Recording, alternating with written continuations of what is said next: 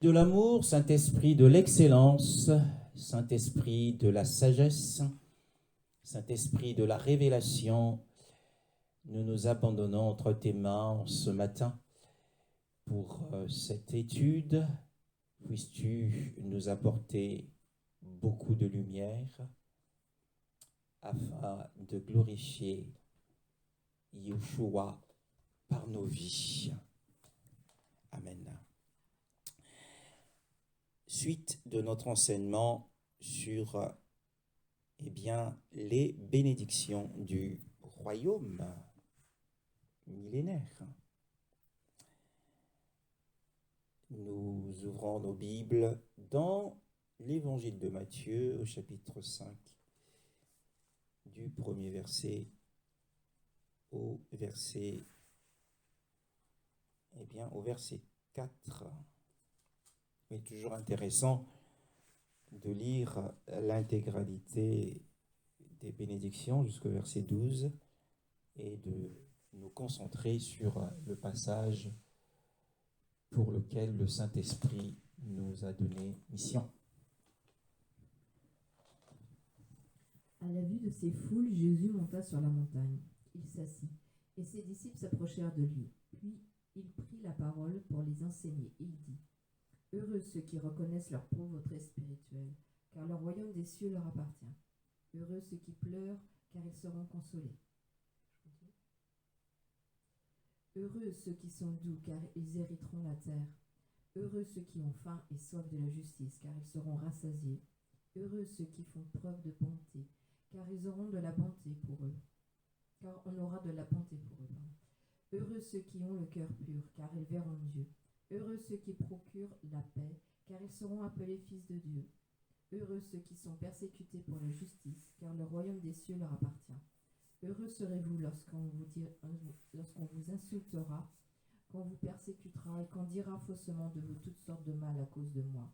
Réjouissez-vous et soyez dans l'allégresse, parce que votre récompense sera grande au ciel. En effet, c'est ainsi qu'on a persécuté les prophètes qui vous ont précédés.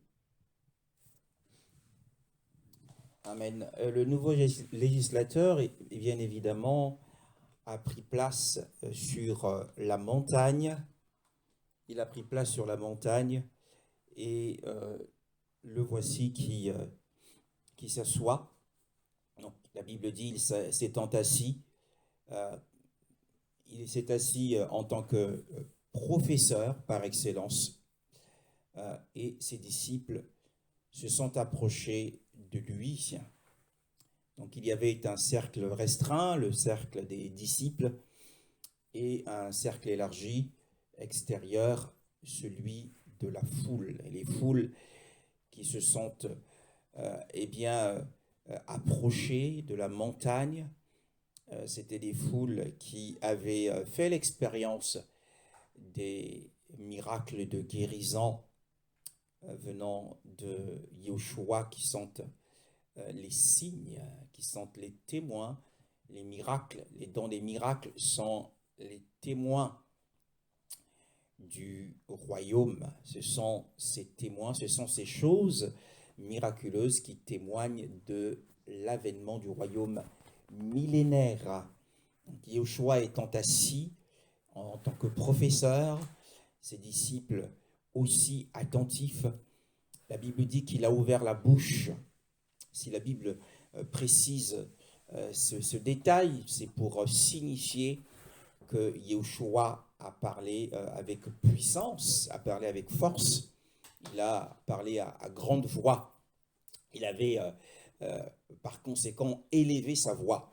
C'est pour cette raison que cette mention est insérée dans cet enregistrement. La Bible dit qu'il les enseigna en disant « Béni, béni, béni, béni, béni, béni, béni, béni ». Il y en a plusieurs, il y a plusieurs bénédictions qui sont ici proclamées par Adonai Yeshua. Et à la différence de Moshe, Moshe a prononcé des bénédictions. Il a béni les riches dans la chair, béni soient les riches dans la chair. Et Yoshua commence par dire « Bénissons les pauvres en esprit ». Nous l'avons vu dernièrement. Et nous avons souligné que la pauvreté en esprit, c'est la sensibilité. C'est être sensible au péché, la sensibilité au péché, mais c'est aussi cette sensibilité aux racines profondes du mal dans l'âme. La Bible parle des racines de l'amertume et qui doivent être arrachées. Et nous devons veiller à ce qu'aucune racine ne pousse et ne produise des rejetants, et que plusieurs en soient troublés, affectés. Verset 4.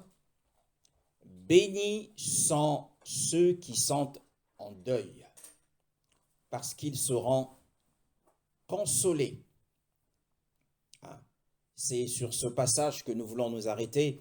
Le message de ce matin sera assez bref, puisque il faut recevoir, je sens pleinement la présence merveilleuse du Saint-Esprit s'emparer de mon tronc, s'emparer de mon cœur, s'emparer de mon dos, le Saint-Esprit des miracles et de la révélation. Bénis sont ceux qui sont en deuil, parce qu'ils seront dans la consolation. Donc la bénédiction ici est annoncée à une catégorie de personnes qui traversent des moments extrêmes, qui sont des moments de deuil. Ce sont des moments extrêmes, et Yoshua dit que leur bénédiction, ce n'est pas au moment où ils sont en train de traverser ce temps de deuil. Cette bénédiction leur est pas accordée au moment où ils sont en train de passer par la vallée de l'ombre de la mort. Cette bénédiction ne leur sera pas déversée au moment où ils passent par des eaux profondes, où ils passent par le feu, mais que cette bénédiction leur sera réservée en un temps futur. Et c'est une bénédiction de réconfort, c'est une bénédiction de repos, c'est une bénédiction de consolation. Ici, Yeshua promet à son peuple que lui-même essuiera les larmes de ses yeux. C'est la promesse qui est ici faite à ceux qui passent par cette vallée de larmes. Bénis sont ceux qui sont en deuil. Alors, le deuil ici, c'est ce temps de grand chagrin. C'est le chagrin, ce sont les pleurs, ce sont les afflictions, ce sont les épreuves, ce sont les peines de la vie que nous avons tous en partage. Les gens du monde ont aussi en partage le deuil, les épreuves, les peines, les afflictions, les tribulations, les problèmes sans nombre. Mais la différence, c'est que pour nous, le deuil, les épreuves, les problèmes sans nombre, les soucis, les afflictions naissent en nous, sont engendrés en nous à cause de notre vie de foi, à cause de la justice qui nous est imputée dans la grâce que nous avons en Yeshua Mashiach. Nous avons été justifiés et nous sommes engagés dans une course, la course de la foi, afin de saisir le prix de la vocation céleste d'Élohim en Mashiach Yeshua. Alors, il y a cette différence. Donc, ces deuils que nous éprouvons aujourd'hui auront leur récompense au jour futur, à l'âge à venir. Bénis sont ceux qui sont en deuil. Alors, ce sont des épreuves ou ce sont des peines, des afflictions que nous ressentons soit directement ou soit par sympathie. Il y a des afflictions que nous éprouvons, il y a des tribulations que nous ressentons dans le corps, la maladie, une maladie chronique, une maladie opiniâtre qui va provoquer en nous, qui va réveiller en nous les pleurs, qui va susciter, qui va déclencher en nous des larmes, qui va nous faire lâcher les larmes, comme le dit si bien ma fille Rebecca. Et ce sont ces afflictions qui provoquent ces pleurs en nous. Les épreuves provoquent des pleurs. Il y a toutes sortes d'épreuves auxquelles l'apôtre Jacques nous dit nous sommes exposés. Nous sommes exposés à toutes sortes d'épreuves, mes frères. Et nous pleurons. Un échec dans la vie peut produire des pleurs. Et ce n'est pas anodin. Dans Romains au chapitre 12 et le verset 15, qu'est-il écrit? Romains au chapitre 12 et le verset 15.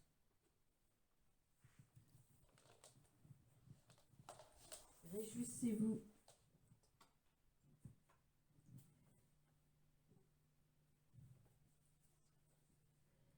Réjouissez-vous avec ceux qui se réjouissent, pleurez avec ceux qui pleurent. Ici, là, l'injonction de Yeshua par la plume de son apôtre, c'est que nous devons nous réjouir avec ceux qui se réjouissent. Et que nous devons pleurer avec ceux qui pleurent. C'est cela la définition de la sympathie. Sympathiser, c'est pleurer avec ceux qui pleurent, c'est ressentir les mêmes sentiments que ceux qui sont dans l'affliction, se réjouir avec ceux qui se réjouissent, c'est être touché de la même façon qu'eux. Et donc, l'Esprit nous révèle ici, nous donne la définition de la sympathie. Alors, dans le livre des Hébreux, au chapitre 4, le verset 15, qu'est-il écrit? Hébreux, chapitre 4, le verset 15.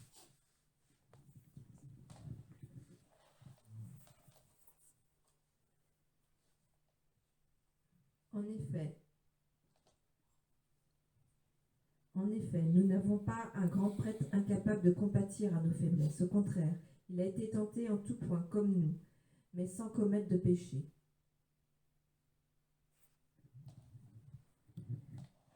Oui, la Bible dit ici que nous n'avons pas un grand prêtre, un souverain sacrificateur, qui soit insensible, qui soit incapable d'être touché par les moments de faiblesse que nous éprouvons lorsque nous sommes éprouvés en toutes choses. Parce que la Bible explique que lui-même a été éprouvé en toutes choses.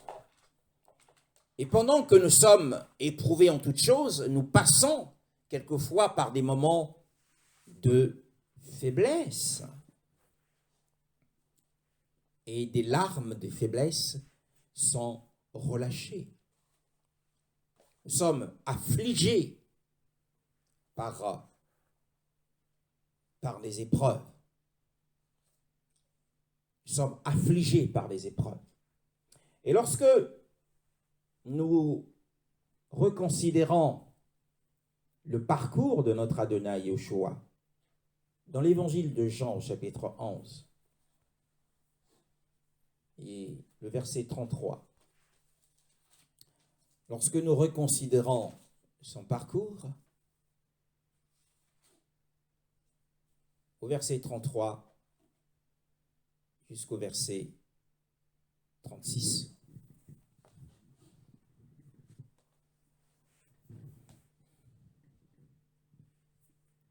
En la voyant pleurer, elle et les Juifs venus avec elle, Jésus fut profondément indigné et bouleversé. Il dit : « Où l'avez-vous mis ?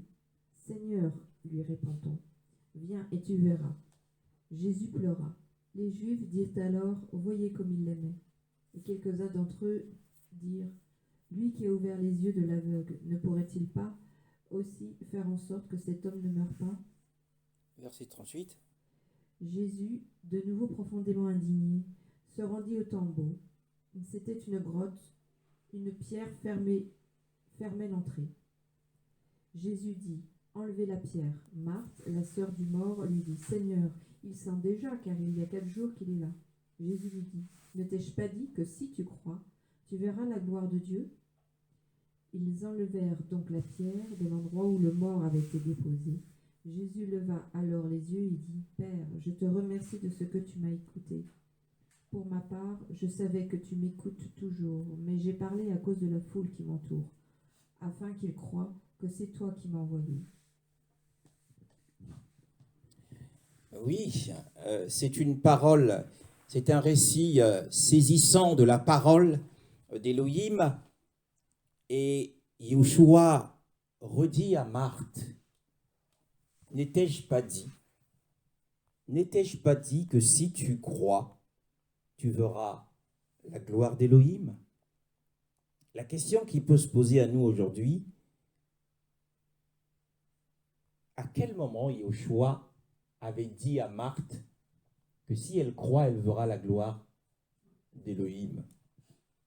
Si vous regardez le récit à partir du premier, il faut retrouver le lieu où Yeshua l'a dit à Marthe.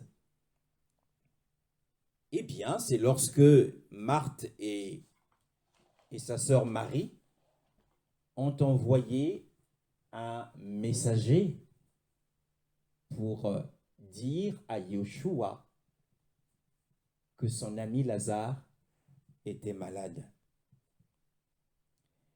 La Bible dit, quelle est la réponse de Yeshua donnée au messager pour Marthe, la sœur aînée de Marie, qui était mariée à Simon le lépreux. Et dont Marie était la sœur. Et la Bible dit,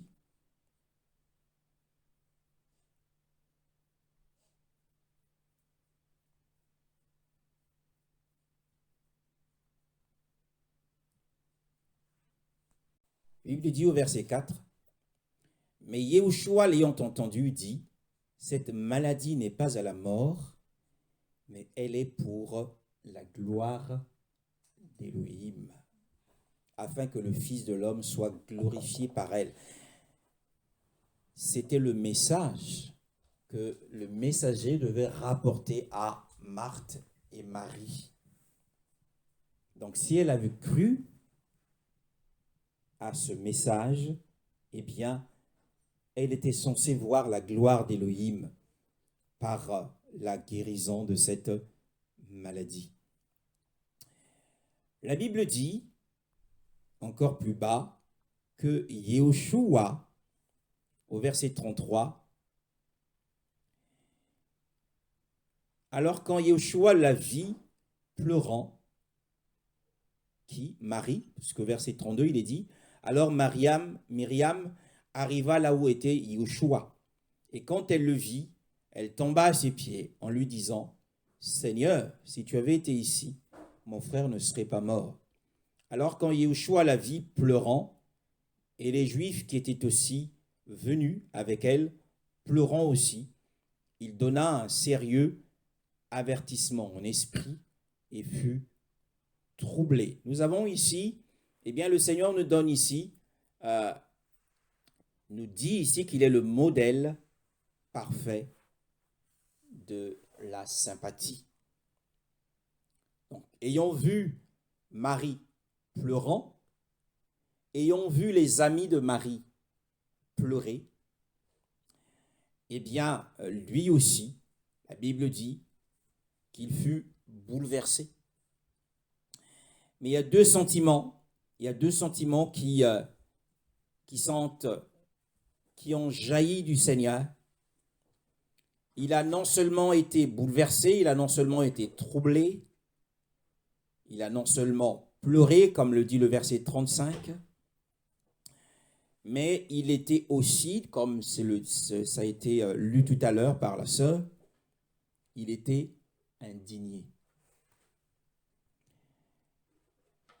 Il avait éprouvé de la compassion pour Marie, il avait éprouvé de la compassion pour les amis de Marie. C'est cela la sympathie. C'est cela pleurer avec ceux qui pleurent. Yehoshua a pleuré et les larmes qui sont sorties du Seigneur, ce sont ces larmes qui sanctifient nos larmes à nous lorsque nous passons par les peines de la vie, lorsque nous perdons un être cher, nos larmes, et lorsque nous sommes éprouvés par toutes sortes de tribulations, et que cela déclenche des larmes en nous. Ces larmes sont déjà sanctifiées, parce que celui qui sanctifie a lui-même versé des larmes sanctifiantes. Il fut aussi indigné, indigné non pas à l'encontre de Myriam, non pas à l'encontre des amis de Myriam, mais il était indigné contre Satan, et contre Satan parce qu'il avait la puissance de la mort. Et que ce jour-là, que Yehoshua allait donner la preuve, il allait donner la preuve au monde entier, il allait donner la preuve à Israël, qui est le véritable roi d'Israël. Car, eh bien, c'est ce qui a fait proclamer Yehoshua comme roi d'Israël, c'est le miracle de résurrection qu'il avait accompli. Car le chapitre suivant, le chapitre 12, lorsqu'il rentre dans Jérusalem, eh bien, la Bible dit au verset 12, je vais le lire, « Ils prirent des branches de palmier et sortirent à sa rencontre, et ils criaient « Hosanna ! Béni soit celui qui vient au nom du Seigneur, le roi d'Israël. » Il est proclamé roi d'Israël par ce miracle de résurrection.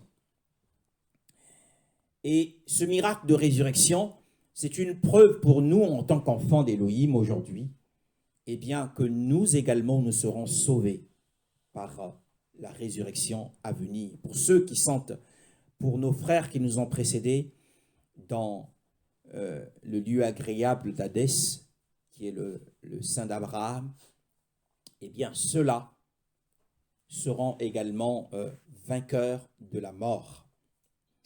Mais nous voyons que Yehoshua, ici, Yehoshua a pleuré. Il a pleuré comme l'ont fait les fils d'Israël à une époque où, bien-aimés dans le Seigneur, il y avait un ennemi. C'est dans 1 Samuel chapitre 11. 1 Samuel chapitre 11. Il y avait un ennemi qui s'appelait Naash. 1 Samuel chapitre 11. Premier verset.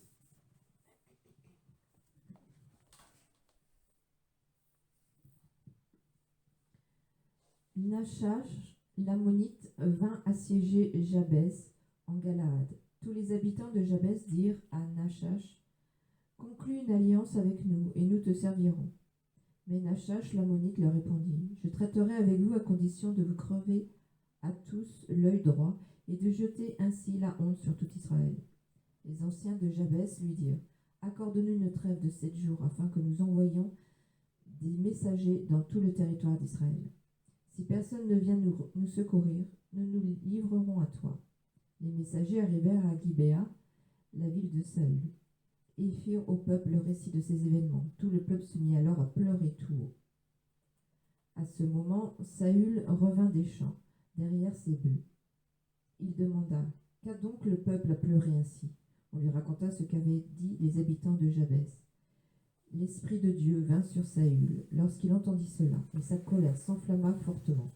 Il prit une paire de bœufs, les coupa en morceaux, et les envoya par l'intermédiaire de messagers dans tout le territoire d'Israël, en disant, « Si quelqu'un ne marche pas à la suite de Saül et de Samuel, ces bœufs seront traités de la même manière. » La terreur de l'Éternel s'empara du peuple, et il se mit en marche comme un seul homme. Saül le passa en revue à Bézek. Les Israélites étaient 300 000, les hommes de Juda 30 000. Ils annoncèrent aux messagers qui étaient venus, « Voici ce que vous direz aux habitants de Jabès en Galaad. Demain, vous aurez du secours quand le soleil sera à son zénith. » Les messagers portèrent cette nouvelle aux habitants de Jabès, qui furent remplis de joie. Ils dirent aux Ammonites, « Demain, nous nous livrerons à vous, et vous nous traiterez comme vous voudrez. »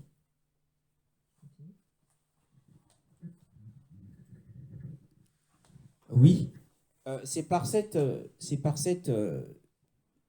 événement important de la vie de Samuel et de Saül que Saül a été élevé et reconnu comme roi d'Israël. Parce que beaucoup, à cette époque, au chapitre 10, le dernier verset, le verset 27, la Bible dit, d'abord au verset 26, Saül aussi s'en alla chez lui à Gibéa.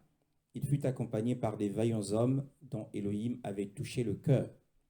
Mais il y eut des fils de Bélial qui dirent, « Comment celui-ci nous délivrerait-il » Et ils le méprisaient et ne lui apportèrent pas de présent. Mais Saül fit sourd. Nous voyons ici que beaucoup ne le reconnaissaient pas, comme au temps de Yahushua. Beaucoup ne voulaient pas que Yahushua exerce son ministère. Mais il y eut des fils de Bélial qui dirent, « Comment celui-ci nous délivrerait-il » De la même manière, au temps de Yahushua, beaucoup se sont dit, « Comment celui-ci nous délivrerait-il » Donc par le miracle de résurrection, il a montré qu'il était celui qui va nous délivrer de la mort et nous délivrer de toutes choses venant du diable. Et la Bible dit qu'ils le méprisaient et ne lui apportèrent pas de présent. Au chapitre 11 que nous avons lu, nous avons vu que Nachash, qui signifie le serpent, c'est ce que signifie son nom. Écoutez, cet homme avait assiégé une partie d'Israël, les habitants de Galade, et nous avons lu l'histoire. Et ce qu'il comptait faire, c'était de blasphémer le nom du Seigneur. Je traiterai avec vous à la condition que je vous crève à tous l'œil droit et que je mette cette insulte sur tout Israël. Donc c'était un blasphème contre Israël et contre celui qui avait suscité Israël, c'est-à-dire Élohim lui-même. Crever Crever l'œil l'œil droit signifie dans la nouvelle alliance, à l'avènement de l'Antéchrist, avoir la marque de la bête sur le front. Et nous voyons ici que Saül, lorsqu'il a vu que le peuple était en pleurs, il a éprouvé de la sympathie, comme Yoshua a éprouvé de la sympathie pour Marie et les Juifs amis de Marie et de sa sœur, Marthe. Et la Bible dit que, l'esprit d'Élohim fondit sur Shaül quand il entendit ces paroles et sa colère s'enflamma extrêmement. Donc il y a eu deux sentiments qui ont animé le cœur du Seigneur lorsqu'il a vu Marie en pleurs, il a vu les Juifs en pleurs, il était bouleversé, comme nous devons l'être quand nos frères et nos sœurs sont en pleurs. Nous devons être bouleversés de la même manière, éprouver les mêmes sentiments, puisque le Seigneur nous donnait cet esprit de sympathie, mais aussi Yoshua a éprouvé de l'indignation, comme Saül avait été animé d'une violente colère contre Nachash, qui signifie le serpent, donc le vieux serpent. Donc Yoshua était indigné, il était profondément indigné. La Bible le dit deux fois d'ailleurs, dans l'évangile de Jean, le chapitre 11 et le verset 36 d'ailleurs. Le verset 36 le dit. Alors Yoshua donna de nouveau un sérieux avertissement en lui-même, c'est-à-dire qu'il s'indigna à nouveau. Donc il était extrêmement en colère contre le diable qui produit la mort, et la mort produit les pleurs, bien-aimés. Et c'est pour cette raison qu'il a produit ce miracle. C'était pour nous montrer que sa colère contre le diable ne cessera point, ne sera point apaisée tant qu'il sera là. Et en la suite, c'est qu'il sera jeté dans le lac de feu et il sera tourmenté, comme dit la parole, jour et nuit. Alors, il y a une autre raison particulière pour que nous soyons en deuil. C'est dans Matthieu chapitre 9, le verset 15, une autre raison particulière pour laquelle nous devons être en deuil aujourd'hui. La Bible dit, et Yoshua leur dit, les fils de la chambre nuptiale peuvent-ils être en deuil pendant que l'époux est avec eux? Mais les jours viendront où l'époux leur sera enlevé, alors ils jeûneront. Donc le deuil, nous l'éprouvons également parce que le Seigneur n'est pas ici et nous aspirons à ce qu'il vienne rapidement, à ce qu'il vienne parce que nous en avons plus qu'assez de ce monde. À cause des péchés du monde, nous éprouvons de la tristesse. À cause des péchés du monde, nous sommes affligés. Et nous sommes comme cette épouse qui est privée de son époux. Nous devons ressentir ces choses et la promesse qui nous est faite, c'est la promesse d'être confortable, c'est entrer dans une saison de repos et de réconfort à l'avènement du Seigneur. Il y a un autre passage dans le livre des Actes des Apôtres, c'est dans Actes chapitre 20, le verset 19, et nous lirons aussi le verset 31.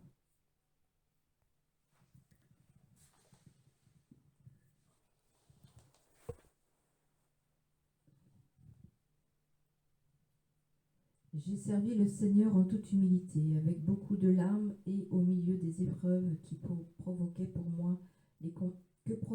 moi les complots des Juifs. 31. Restez donc vigilants et souvenez-vous que durant 3 ans, nuit et jour, je n'ai pas cessé d'avertir avec larmes chacun de vous. Voyez-vous, par le service, l'apôtre Paul, à cause du service, il a versé beaucoup de larmes à cause du ministère qu'il exerçait. Et les frères qui avaient besoin de se tenir debout, mais qui ne l'étaient pas. C'est euh, le cas de ce disciple de Corinthe, qui avait fait des choses pas très bonnes, pas des belles choses, et qui avait produit tant de tristesse. Lisant dans 2 Corinthiens chapitre 2, le verset 7. Mais ici, au verset que nous avons lu tout à l'heure, le premier verset, étant esclave du Seigneur en toute humilité, avec beaucoup de larmes et des tentations que me sont arrivées par les complots des Juifs à cause de sa foi, eh bien, ses compatriotes lui ont mené la guerre. Donc, toute persécution que nous vivons dans le monde, toute persécution que nous vivons de la part de nos frères, toute persécution que nous vivons, peu importe l'environnement dans lequel nous sommes, l'environnement de travail, familial, peu importe où nous sommes, toutes les persécutions, les épreuves que nous vivons et qui produisent, qui déclenchent, qui font jaillir des larmes en nous, eh bien, cela est pris en compte par le Seigneur, comme il le dit sous la plume du psalmiste. Ce psalmiste, dans le psaume 56, le verset 8, je vais le lire rapidement. Comme je l'ai dit, c'est une parole très courte que nous donnerons aujourd'hui. Verset 9, tu comptes mes allées et venues, recueille mes larmes dans tes outres. Ce sont des larmes sanctifiées par les propres larmes du Seigneur. Ne sont-elles pas écrites dans ton livre? Pourquoi? Eh bien parce que le Seigneur tient à consoler son peuple. Il tient à nous consoler. Si nous n'avons pas la consolation totale, nous avons la consolation partielle par la paix qu'il met dans nos cœurs, mais nous aurons une consolation. Nous serons dans une saison importante, la saison de repos, qui est le royaume millénaire pendant 1000 ans. La joie ineffable, la joie sans fin du Seigneur, eh bien, viendra engloutir, eh bien, tous les souvenirs amers de notre vie passée sur la terre. Tous les souvenirs amers. Nous passons par des moments d'amertume. Nous sommes nombreux à verser des larmes à cause d'une offense, à cause d'une blessure, à cause d'une insulte, à cause des calomnies, à cause de la maltraitance. Nous sommes parfois maltraités au travail, nous sommes méprisés. Mais la Bible dit qu'un temps de repos nous sera accordé. Donc il y a une bonne place qui est réservée aux affligés, aux pleureurs du Mashiach, ou les pleureuses du Mashiach qui sont dans cette saison.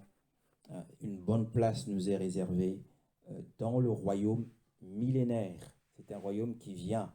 Donc Yeshua promet qu'il fera cette chose. Alors nous nous affligeons également, non seulement pour nos péchés, comme nous l'avons dit, non seulement nous ressentons directement ces choses, mais aussi par sympathie. Dans 2 Corinthiens, nous l'avons dit, dans 2 Corinthiens chapitre 2, le verset 4 jusqu'au verset 7. Verset 4 jusqu'au verset 7.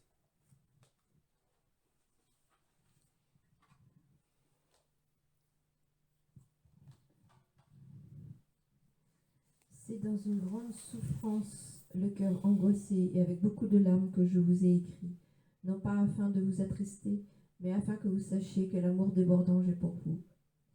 Si quelqu'un a été une cause de tristesse, ce n'est pas moi qui l'a attristé, c'est vous tous, du moins dans une certaine mesure, pour ne rien exagérer.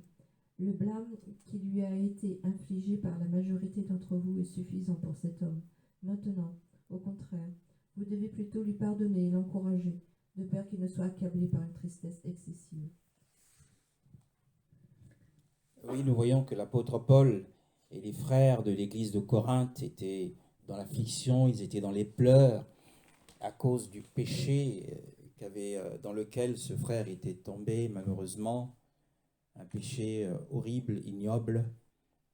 Et nous voyons ici le fait d'être affligé à cause des péchés des frères, c'est être animé de cet esprit du Seigneur. Animé de cet esprit du Seigneur qui compatit à cause de cette chute. Et ici, l'apôtre Paul écrit pour emmener les bien-aimés qui avaient été attristés comme lui-même l'a été. Il le dit avec beaucoup de larmes pour ramener ce frère, le consoler, de peur qu'il ne soit lui-même accablé par une douleur excessive. Le péché aussi qui nous assaille, bien-aimés, le péché qui nous assaille nous emmène aussi à ces moments de tristesse, de pleurs. Nous sommes dans la dépression parce que nous sommes tombés dans le péché, nous sommes tombés dans la colère, nous sommes tombés dans la médisance, nous sommes tombés dans les critiques, dans l'impatience. Et ces péchés sont horribles. Nous ne parlons pas des gros péchés, mais nous parlons des péchés du caractère, tombant dans la colère. Et ces choses attristent l'esprit et nous sommes aussi attristés. Et nous voilà dans les pleurs jusqu'à ce que nous ayons retrouvé la paix du Seigneur. Nous bénissons le Seigneur pour sa promesse. Nous disons que nous qui sommes affligés, exposés à différentes et à tout type d'afflictions, de tribulations, nous avons une saison qui nous attend, dans laquelle nous entrerons. Ce sera une saison de repos. Nous serons dans le confort et dans la consolation.